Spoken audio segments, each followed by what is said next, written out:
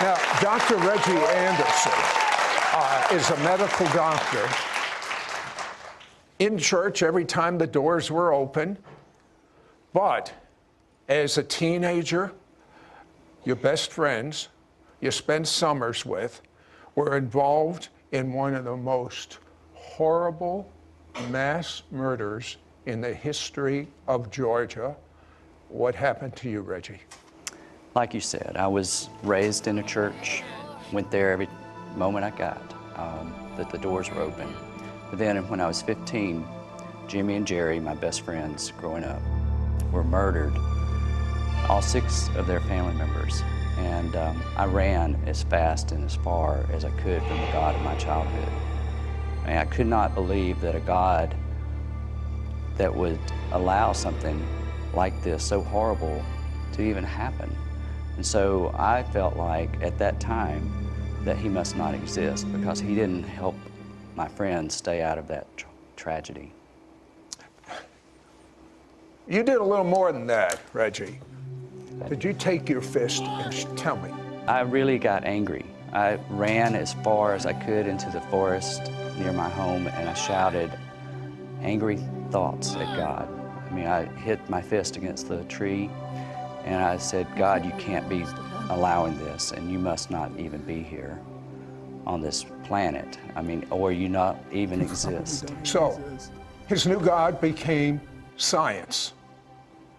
And through science, he went to medical school, and they just reaffirmed that he should be an atheist until he saw one of the most beautiful things on earth.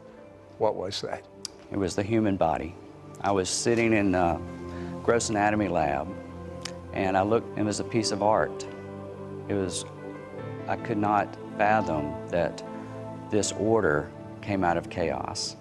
Something so beautiful as the human body. I had no other explanation other than an artist, a creator. And so I started to think there must be something else besides. How did this defy your scientific understanding? Well, I had been trained classically as a scientist in physics to realize that unless there is an outside force, order goes to disorder. That's physical law. Yeah. And of course, the biologists kind of disagreed with that. They said that evolution explained everything, that we came out of disorder. So I could not really resolve that conflict in my mind as a scientist. So then I see the creation in front of me, the human body, and I realized the only way this could happen was with a creator. But it still wasn't enough, because all that hurt inside of him, all that anger, all that rage, God, why did you do this? And some of you can relate to this. So God knew exactly what to do with Dr. Anderson. He saw the most beautiful woman at college and decided, I want to meet her. But there's a problem. What was the problem, Reggie?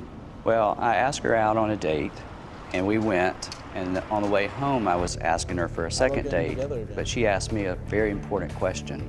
Are you a Christian? And I said, the only thing I could think of, my parents are. Oh, that must have helped a lot. So in response to that, she said, I don't think we should date because my life is dedicated to Jesus Christ, and your life is going on a totally different path. But he keeps pestering her, and he overhears her saying to one of her girlfriends, this Reggie, he's an atheist, and he's kind of a stalker. But that still didn't stop you seeing her, and so finally, he goes off on a camping trip. He promises her that he'll read a book. What happened? Well, she had given me a book a few weeks earlier called Mere Christianity by C.S. Lewis. And my mother had mailed a Bible to me. And I took those 2 books and I sat down by the fireside and I read straight through Mere Christianity. And I read the Gospel of John. And then I fell asleep. And I started dreaming, the most miraculous dream ever. For an atheist, especially. What was it? Well, in that dream, Jesus came to me and he spoke these words. He said, Reggie, why are you running from me? your friends are here with me in paradise. And I turned and I could clearly see Jimmy and Jerry and all their family, and they were well and healthy, and I wanted to be there with them. I did not want to leave that space with them. And then Jesus said, if you'll stop running and listen to my words, I have a plan for the rest of your life. And he told me things that I would experience later in life. He promised that if I would stop running from him, that all of these things would come. Tell me basically what he told you. He says, you're going to marry this young lady, Karen. You're going to have 4 children. You're going to practice medicine in Tennessee as a rural doctor. And all of these things have come true 33 years later. 33 years later. Okay. What about your friends? What about that young man in the woods saying, God, how could you do this? Well, that experience with Jesus radically changed my entire spiritual DNA. I woke up not really understanding what was going on at that time, but I woke up a totally different man, totally converted into Christianity. And as soon as I got back to civilization, I bought a postcard and I wrote on that postcard to Karen, who would not even go out with me. I became a Christian. I had a dream. Jesus came to me. We're going to get married. Is a picture of that? Yeah. Okay, so you become a doctor, but you told me also you got this distinct impression, the whys of your friend's death. Well, I felt like God knew before their death why that was going to happen, and that he had them in his arms even before they died, just like he has all of us in his plan even before we die. Are you afraid of death? Not at all. How many people have you been with just before they die, would you say? Hundreds. Hundreds. Because God gave him a gift when he came back from heaven. All of his senses are so tuned into heaven, he can smell heaven, he can see heaven, he can feel heaven, he can tell the exact moment someone's spirit leaves their body. But the supernatural began to overtake him in his medical practice. For instance, explain to me what parting the veil means. Sure. Well, the first time that it happened, had just become a Christian, and I was in medical school still. And the job of the medical student was to stand vigil at the bed of a dying patient and to retrieve the attending whenever it happened. And so I was in this room in the VA hospital in Birmingham, and it was in the middle of the night, dark, sterile hospital room. And this man, I knew he was a Christian because his family had been in earlier and been praying with him. And as soon as he took his last breath, it was as if this door had opened on a spring day, and a kind of the citrus and lilac smell entered the room, as if God had come into the room to take this man's soul. And it lit up. It was no longer a sterile hospital, and it made me realize that the reality of where we are going is more real than where we are. That what we are experiencing here on earth is a dream compared to that reality of where we are going to be. I mean, he's been with hundreds now just before they die. He knows the exact second they leave. By the way, when a Christian dies, you were telling me about the expression on their face. What have you noticed? They always get the gaze of glory. They look up and to the right, and they start to get this glow, and they're smiling. They're believers that leave this planet to go to heaven. It's a joyous experience. Tell me about Irene. She was an elderly lady who had dementia, but she recognized me that night, and she was dying of a heart attack. But she had made it clear that she did not want to be resuscitated. And so, but she asked me one thing before we were going up to her room. She asked me to stay with her that night. She wanted to have an escort because she was going to meet Jesus that night. She actually used the word escort. Yeah. Okay, tell me about it. Well, I was sitting there with her, and her heart started to fade, and her breath started to be somewhat labored. And I look at that, it's called chain stoke breathing. but it's almost as if somebody is being born or birthed into another world. It's just like a woman going into labor and her breathing changes. And the veil parted, the room again opened up, and this sense of... Now, when you say the veil parted, I mean, be more graphic with me. Well, it's a very thin space between where we are now and where we're going to be.